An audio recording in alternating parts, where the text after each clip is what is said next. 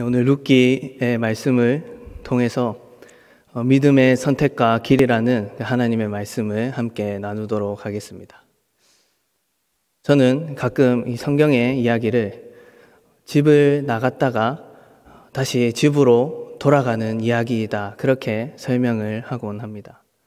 성경의 여러 곳을 살펴보면 자의로 떠나든지 혹은 타의로 떠나든지 집을 떠났다가 회개를 하고 돌아가든지 아니면 강제로 등 떠밀려 돌아가든지 다시 집으로 오는 그 이야기가 가득하다는 것을 알 수 있습니다. 몇 가지 예를 들어드리면, 아담이 범죄하고 이 에덴 동산에서, 여호와의 동산에서 쫓겨나죠. 집을 떠나게 됩니다. 그리고 창세기를 보면 아브라함이 집을 떠납니다.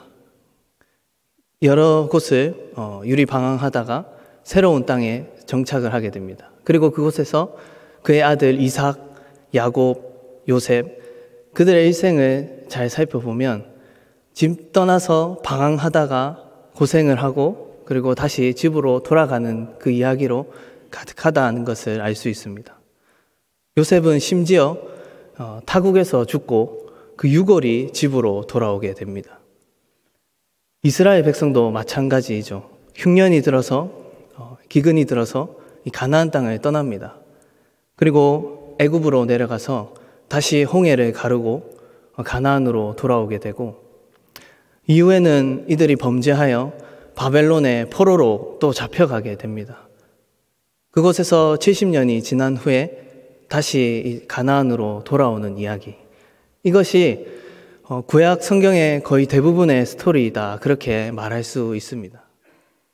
신약에서도 대표적으로 탕자가 둘째 아들이 아버지의 집을 떠나서 크게 고생을 하고 다시 그 집으로 돌아가는 그 이야기를 아버지의 마음이다, 그리고 우리 또 성도들의 삶의 모습에 빗대어 그렇게 비유를 하죠. 성경의 결론은 무엇입니까? 아담이 범죄해서 여호와의 동산 에덴을 떠나게 됩니다. 그리고 둘째 아담 그리스도를 통하여서 다시 아버지의 집으로 돌아가게 되는 것, 그것이 성경의 결론이기도 하죠. 우리들의 인생의 스토리도 비슷한 것 같습니다. 모두에게 다 하나님을 떠났다가 방황하다가 다시 하나님의 은혜로 그 집으로, 하나님의 품으로 들어가는 그런 스토리들이 우리에게 다 있지 않습니까? 떠날 때가 있고 다시 돌아갈 때가 있습니다. 때로는 하나님께서 우리를 물리적으로 어떤 장소에서 이동을 시키실 때가 있습니다. 그것이 하나님의 부르심일 때가 있습니다. 거기서 또 새로운 하나님의 시작이 있는 거죠.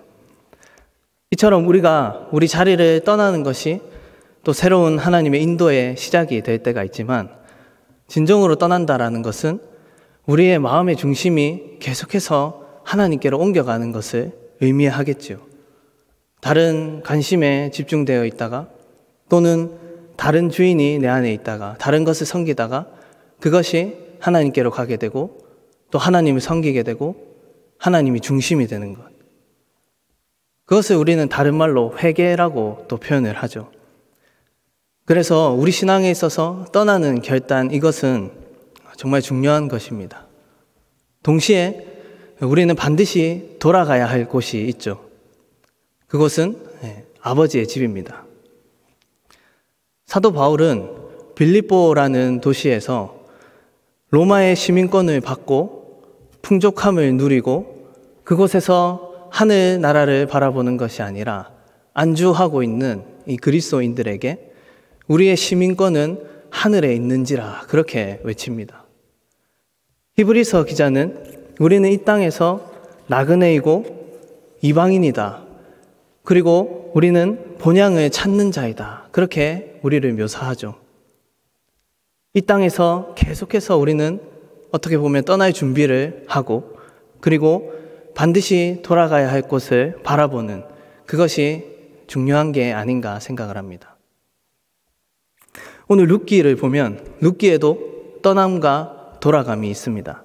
흉년이 들어서 베들레헴을 떠나서 모압으로 갔다가 다시 유대로 돌아오는 이야기가 룻기의 내용이죠. 룻기 1장 1절은 이렇게 시작을 합니다. 사사들이 치리하던 때에 그 땅에 흉년이 드니라. 여러분, 사사들의 치리 그리고 흉년이라는 이 두 단어가 벌써부터 시대의 암울한, 영적으로도 어둡고 먹고 살기도 어려운 그런 암울한 시대상을 보여주고 있습니다. 그때 엘리멜렉과 나오미와 그 두 아들이 이 베들레헴을 떠납니다. 흉년은 우리 인생에 코로나와 같이 찾아오는 것이죠. 전혀 예상하지 못한 변수와도 같습니다. 하지만 우리 인생에 늘 변수가 있기에 흥미로운 것이고, 변수 때문에 우리는 하나님을 찾습니다. 그리고 하나님은 그 변수를 넘어서서 일하시는 분이시죠. 이들이 집을 나갈 때는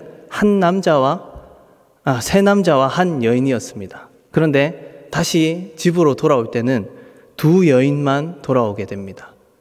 그리고 그중 한 명은 모압 여인 룻입니다. 룻기의 주인공은 나오미도 아니고 보아스도 아니고 다윗도 아닙니다. 이방인이고 그것도 모압인, 게다가 성경시대 당시에는 여인으로서 유대인들의 보기에는 정말 말도 안 되는 이 룻이라는 이방 여인이 보아스를 만나 결혼을 하게 됩니다. 그리고 그들이 가장 존경하는 왕인 다윗의 증조모가 됩니다. 성경에서는 에스더와 유일하게 여인의 이름이 룻이 여인의 이름으로 이 성경의 제목으로 기록이 됩니다.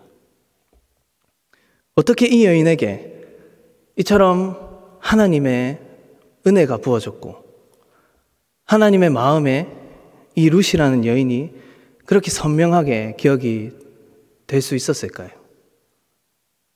그렇다면 우리는 어떻게 하면 이 룻과 같이 하나님의 은혜 가운데 살 수 있을까요? 저는 오늘 우리가 다 너무나 잘 알고 있는 그런 이야기를 하려고 합니다. 누구나 다 알고 있고 또 누구나 쉽게 이야기할 수도 있지만 누구나 그게 잘 안 돼서 하나님의 은혜 가운데 살지 못하는 믿음에 관한 이야기입니다.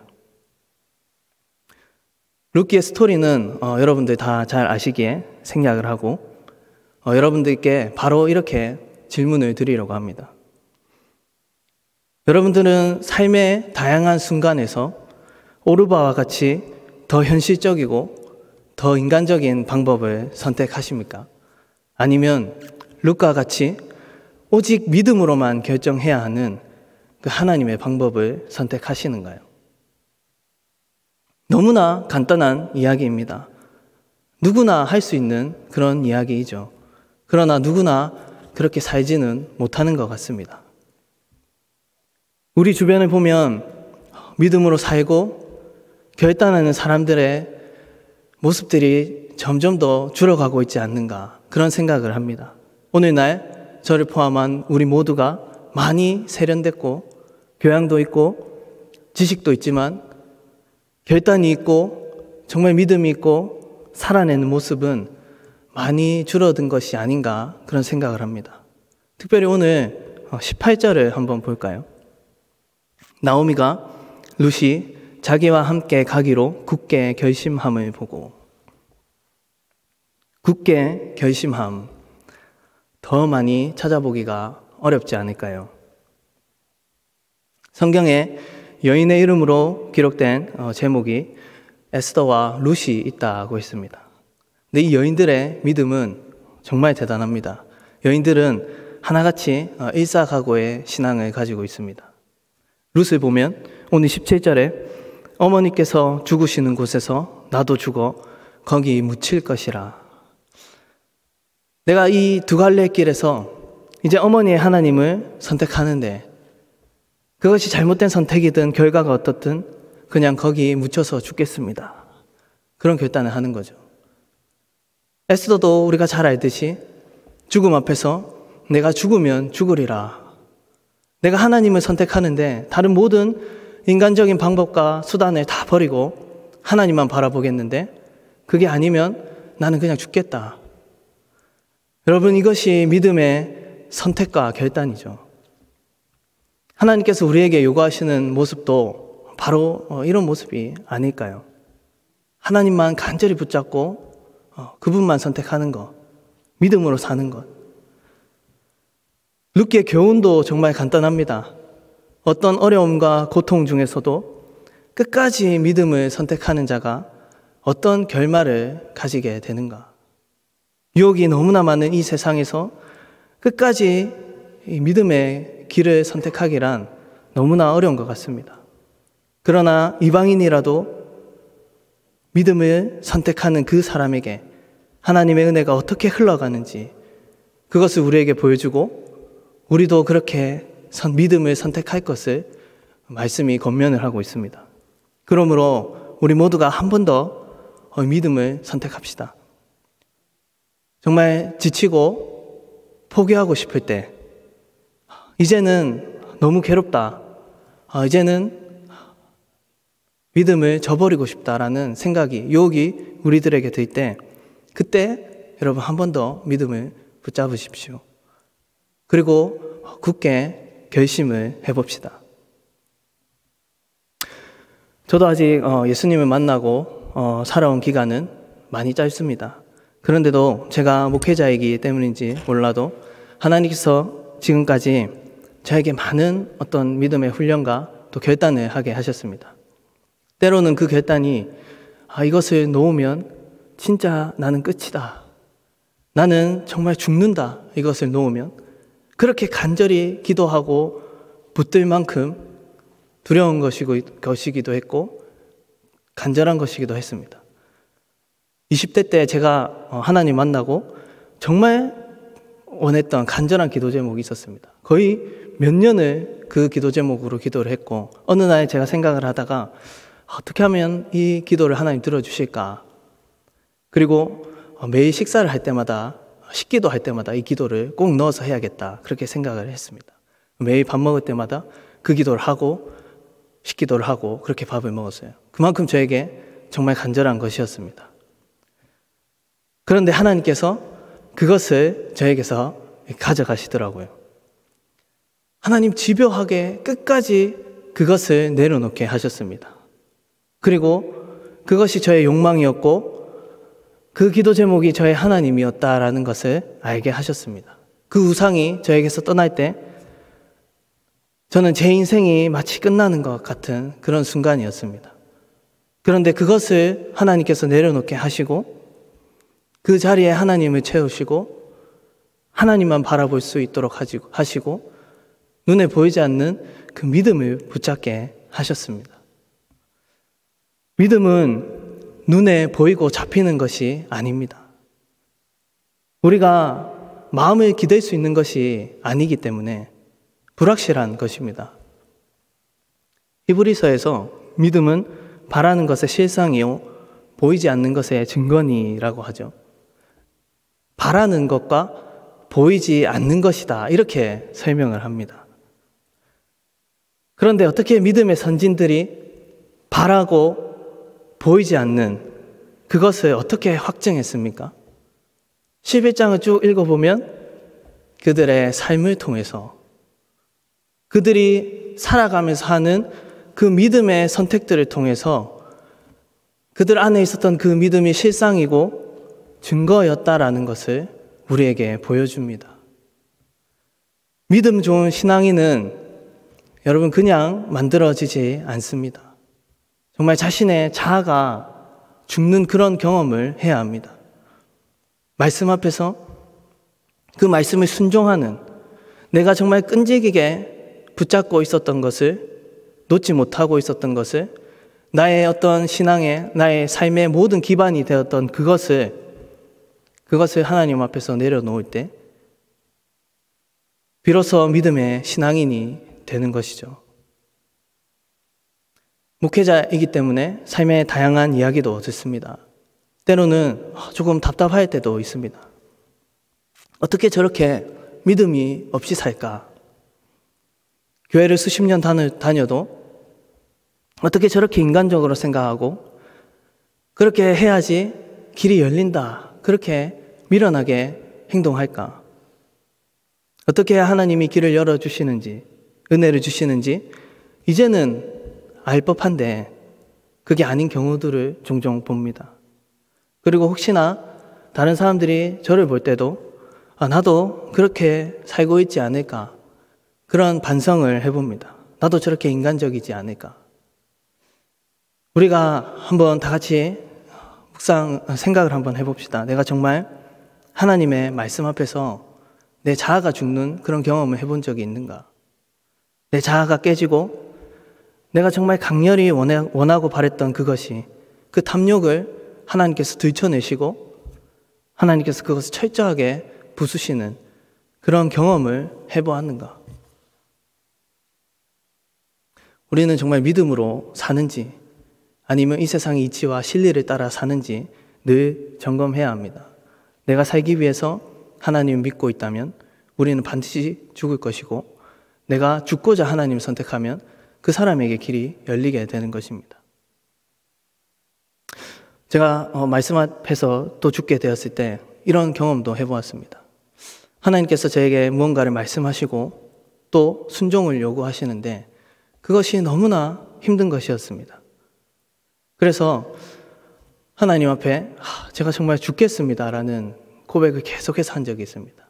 하나님, 저 진짜 죽겠습니다. 나 이것은 정말 못하겠습니다. 이 부분은 정말 순종하지 못하겠습니다. 그렇게 계속 고백을 하는데 그때 하나님께서 제 안에 어떤 다른 생각을 또 이렇게 툭 나게 하시더라고요. 그때 죽겠습니다 라고 얘기하니 하나님께서 그래 죽어라, 그렇게 얘기하시더라고요. 네가 죽어야 된다. 너의 그 하나님 없는 너의 그 내면의 우상이, 그리고 그 욕망과 자아가 그 하나님의 말씀 앞에서 죽어야 된다. 죽겠습니다 하니까 정말로 죽어라 하시는 하나님이십니다. 우리가 죽어야 살 수 있다라고 하나님이 말씀하십니다. 아브라함의 심정이 과연 그렇지 않았을까, 그런 생각도 해봅니다. 비할 바가 못 되지만 아브라함도 이삭을 바칠 때 거기서 죽겠습니다 그렇게 얘기하지 않았을까요? 하지만 아브라함은 하나님의 말씀을 선택함으로 진정한 믿음이 무엇인지를 우리에게 보여주었습니다. 우리가 그렇게 말씀에 순종할 때 우리는 그리스도 안에서 죽고 그리스도가 내 안에서 사는 그 은혜를 경험하게 되는 것입니다. 여러분, 룻은 어떻게 이 믿음을 선택할 수 있었을까요? 여러분, 16절을 다 같이 보겠습니다. 어머니의 백성이 나의 백성이 되고 어머니의 하나님이 나의 하나님이 되시리니. 룻이 단순히 그 시어머니를 공경해서 이런 말을 했을까요? 14절은 또 다른 며느리 오르바는 그의 시어머니에게 입맞추되 룻은 그를 붙쫓았더라, 그렇게 말합니다. 나오미도 내 동서는 그의 백성과 그의 신들에게로 돌아가니 너도 돌아가라, 그렇게 이야기해요. 근데 지금 이 말을 하는 나오미는 세상 우리 사람들의 시각으로 보면 완전히 저주를 받은 그런 여인입니다. 남편이 죽죠. 아들 둘도 죽고 풍족하게 모압으로 왔다가 다 잃고 빈털터리가 되어서 유대로 돌아갑니다. 읽지 않았지만 1장 말미를 보면 나오미는 자신을 나오미, 희락, 기쁨이라는 이 이름으로 부르지 말고 마라 이렇게 부르라고 합니다. 그 뜻이 괴로움인데 전능자가 나를 심히 괴롭게 하셨다, 그렇게 말을 해요. 지금 룻은 인간적으로 보면 무조건 그 시어머니를 떠나야 합니다. 자기가 믿는 모압의 신, 그 신들로 가야 해요. 이 시어머니에게 잘못 붙어 있다가는 그냥 정말 죽을 수도 있는 겁니다. 그런데도 룻이 어떻게 그 어머니 하나님이 나의 하나님이 되시리니 그렇게 고백을 합니까? 어머니를 저주하신 그 하나님이 어떻게 자신의 하나님이 될 수 있을까요? 저는 이 부분을 묵상하다가 1장 4절을 보았습니다. 1장 4절을 보시면 그들이 거기에 거주한 지 10년쯤에, 그리고 저는 이런 생각을 해보았어요. 모압으로 간 지 10년이 되었습니다. 10년 동안 두 며느리가 무엇을 보았을까요? 저는 결국에 그 어머니 나오미의 신앙 때문에 비록 한 명은 떠났지만 그 나오미의 믿음과 신앙을 보았던 룻이 어머니 하나님이 나의 하나님이 되시리니 그렇게 고백을 할 수 있었다라고 생각합니다. 유대 땅을 떠나 모압에 거주한 지 10년이 되었습니다. 10년을 같이 살면서 남편이 죽고 아들 둘이 다 죽었지만 그 모든 가정을 며느리가 다 보았습니다. 그런데 그 10년의 긴 세월 동안 룻은 나오미의 믿음을 보았을 것입니다. 이방 땅이고 상황이 조금도 나아지지 않고 오히려 하나님이 벌을 내리신 것 같아 보이지만 그 괴로운 시간 가운데 나오미가 어떻게 하나님에 대해서 말하는지, 어떻게 하나님을 붙들고 그 모진 세월을 견뎌내고 한 오라기의 희망도 보이지 않는 그 고통 중에서 어떻게 하나님을 이야기하는지. 룻기 1장의 주인공은 룻이 아니라 나오미입니다. 1장의 대부분의 이 대사가 나오미의 말로 채워져 있는데 이것이 단서이죠. 나오미의 신앙을 조명하고 있습니다. 나오미가 하는 말을 한번 보실까요? 8절을 보겠습니다. 여호와께서 너희를 선대하시기를 원하며, 9절 여호와께서 너희에게 허락하사, 그리고 13절 여호와의 손이 나를 치셨으므로, 그리고 마지막 21절입니다. 여호와께서 나를 징벌하셨고 전능자가 나를 괴롭게 하셨거늘. 여호와께서 자기에게 당면한 모든 일 가운데에서도 여호와께서라는 말로 하나님을 인정하는 것이죠. 그리고 그는 하나님을 결코 떠나지 않았습니다. 포기하지 않고 끝까지 그 여호와를 붙들고 믿음의 세월을 견디게 됩니다. 남편을 따라 살기 위해서 모압 땅에 큰 고통을 만났지만 여호와를 인정하는 그 믿음이 마치 욥을 보는 것 같기도 합니다.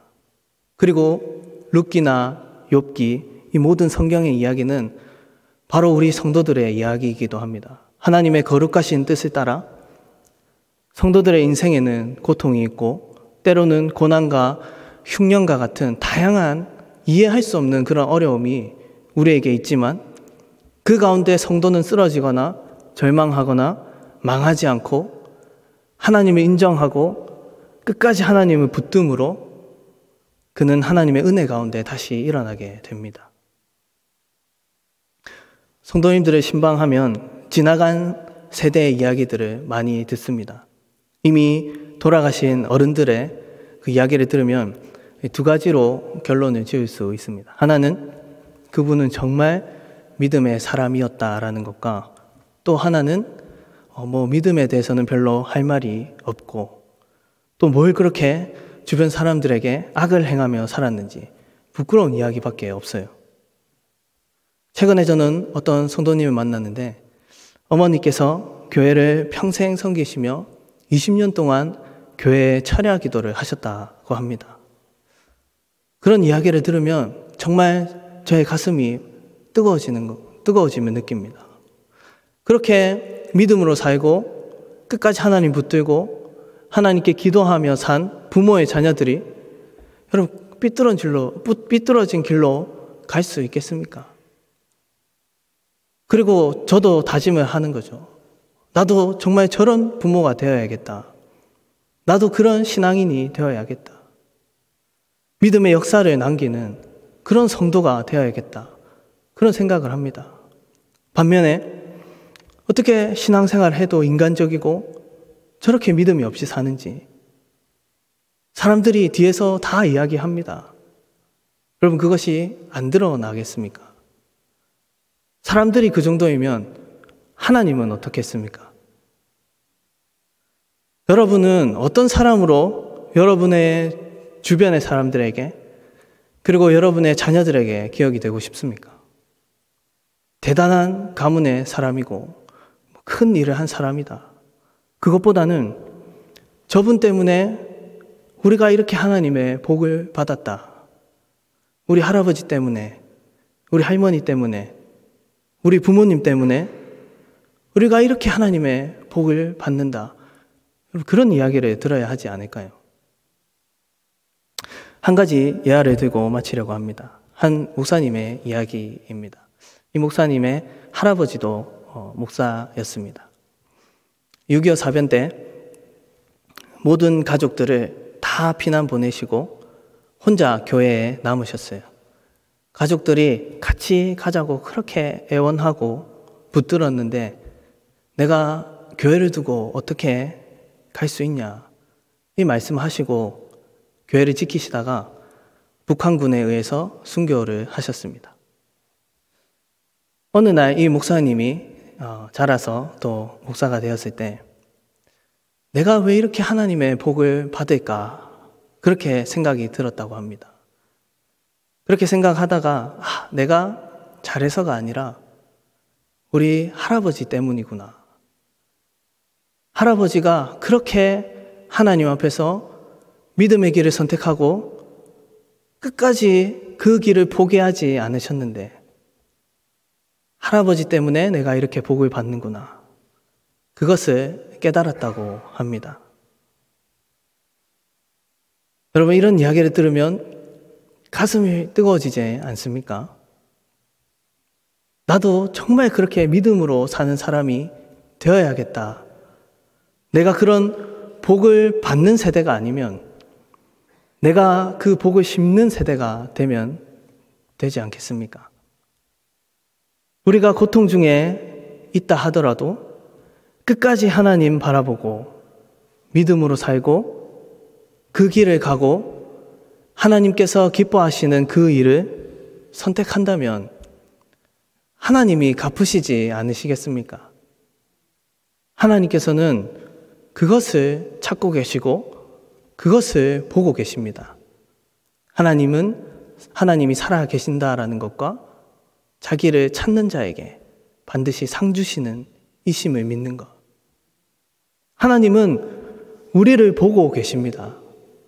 오늘 우리가 어떤 말을 하는지, 어떤 선택을 하는지, 어떤 길을 가는지 그것을 보고 하나님은 우리에게 복을 주시고 또 은혜를 주십니다. 물론 하나님은 자애로우신 분이시지만요. 여러분 오르바이십니까? 아니면 루시입니까? 믿음의 길을 이제는 정말 포기하고 싶다. 그런 생각이 들 때 여러분 한 번 더 결단할 수 있기를 바랍니다. 믿음으로 사는 것, 그것만이 길이다.